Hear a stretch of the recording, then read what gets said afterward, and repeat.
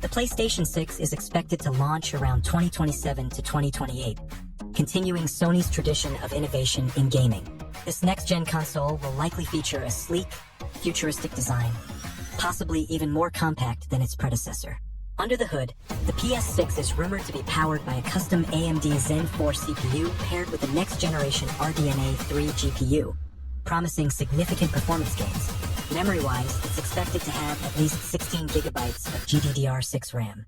However, if Sony opts for a later release date, we might see an upgrade to 32 gigabytes of GDDR6 RAM, doubling the PS5. It doesn't feel like the PS5 has hit its full potential yet, and here we are talking about the PS6. But I wanted to go over everything that we know so far, including the facts, the rumours, and the features that I want to see included on the next console. But before we jump in, let me know what you're hoping the next PlayStation does, or your best guess when it'll be released. Right, so firstly, I think we can all agree it's going to be called the PlayStation. Sony and AMD have called their next project Project Amethyst. But just like with the PS5 hardware, these are just project names and not the final product's name. So we're going to call this the PS6. Now, over the last month or so, we have had some sneak peeks and early information about the next-gen console. And it's from AMD and Sony that they are continuing their work together. This has been confirmed in a joint video between Mark Cerny and Jack Huyn, where they go over these three areas: neural arrays, radiance cores, and universal compression. It's a pretty technical video if you want to check it out, but essentially neural arrays let all of the compute units work together and share data rather than working on their own separately. Radiance cores is going to supercharge ray tracing, and universal compression is basically a system inside the GPU that shrinks the data so it uses less memory bandwidth. In the video, Mark confirms this will lead to lower power consumption, higher fidelity assets, and the best possible experience for gamers. Now, at the end of that video, Mark did say about bringing these technologies to a future console in a few years' time. Well, if we take the PS3, PS4, and PS5, these consoles released in 2006, 2013, and 2020. So, if Sony follows that same 7-year timeline, we will likely see the PS6 in 2027. And that's a fair guess to make, I would say. We've also seen leakers such as Kepler say late 2027. Although again, this is just speculation at this stage. For me though, although I think 2027 is a realistic release window going by the previous consoles, I think it is way too early to get the next one. I mean, the PS5 had what felt like a slow start. For some of you, it took, what, a year or maybe even more to get your hands on one due to stock issues. Games were pretty slow releasing at the start as well, so to think that in 2 years' time we could be getting the next-gen console, I'm just not ready for it. The PS5 still needs to stretch its legs at this point. Like, how many of you have a PS5 or a PS5 Pro and feel like the hardware is holding your games back? Or who's not even got a PS5 yet?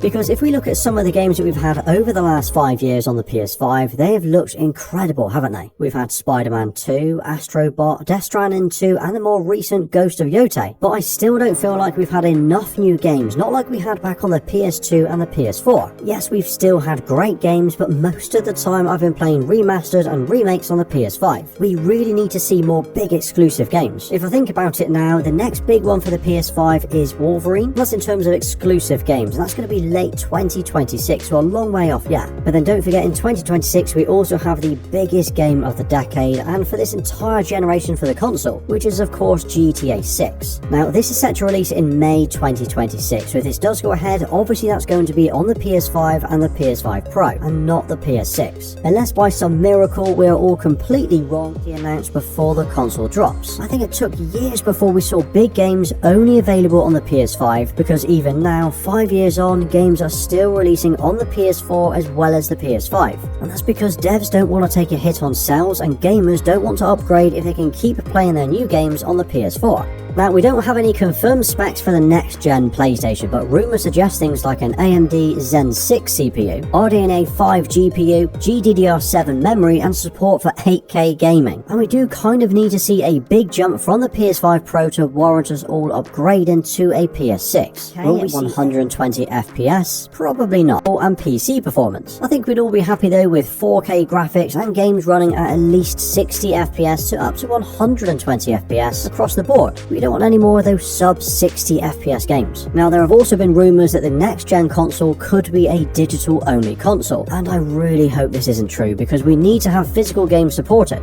But seeing how the PS5 Pro launched without a disc drive and you have to spend another £70 or $80 to add one, it wouldn't actually surprise me. And it's a tough one because I'm always pro physical, even though I buy most of my games digitally, but I like the option to be able to choose how I want to play.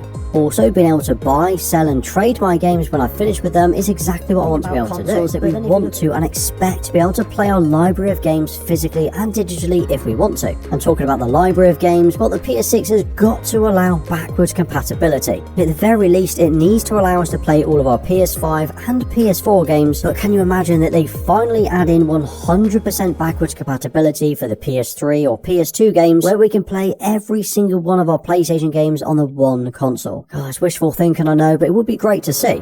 But again, if the next console doesn't have a disc drive and it is a digital only console, it would mean your entire library of physical games would be no more. Although I do imagine that the digital library would carry over without any issues.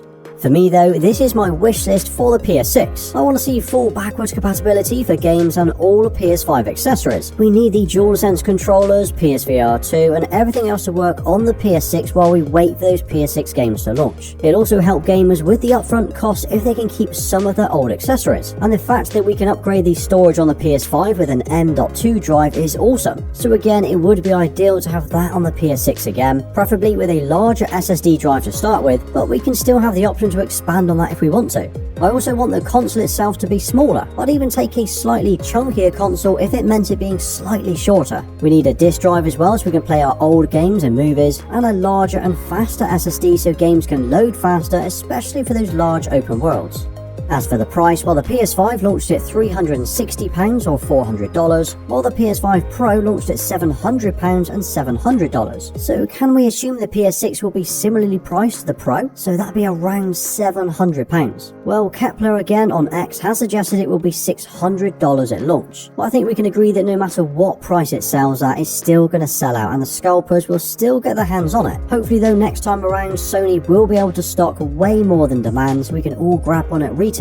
But with all that said, the facts, the rumours and the wish list for the PS6, I'm actually still really happy with the PS5. I'm not ready for next gen. I think if the 2027 launch window is real, I'm going to say it is just way too soon. We don't need new hardware. As much as bridging that PC gap would be nice, we need more games. The games we've got look great, like Ghost of Yotei or Death Stranding 2, but we've just not had enough of those games over the last 5 years. But I get it, we've got to keep moving forward, and I love new tech. But can we push the next console to 2029 or 2030? Damn, it sounds like we're living in some kind of sci-fi movie talking about these years. Anyway, that was a quick chat about the PS6 and my thoughts on it so far. Let me know what you think. Is 2027 too soon? Now drop your prediction down below in the comments with PS6 in 2026 or 2027 in the comments, and I'll give you a thumbs up for staying right till the end. And if you did enjoy today's video, check out this video next. Well, thanks for watching. Please like, subscribe and follow me everywhere.